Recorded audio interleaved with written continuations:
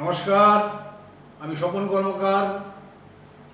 2024 June July August বৃশ্চিক রাশির জাতক জাতিকার পক্ষে কেমন যাবে তার ফলাফল। বৃশ্চিক রাশির জাতক জাতিকার পক্ষে ব্যবসায়িক ক্ষেত্রে উন্নতি, অতি উন্নত মানের জায়গায় পৌঁছবে এবং প্রচুর আর্থিক সফলতা আসবে, মানসিক শান্তি পাবেন। চাকরিজীবী ক্ষেত্রে দারুণ সময়, পদোন্নতি যোগ আছে, কর্মক্ষেত্রে বিদেশ যাত্রা আছে, কর্মজীবনে সুনাম শক্তি অর্জন করবেন এবং মানসিক শান্তি পাবেন।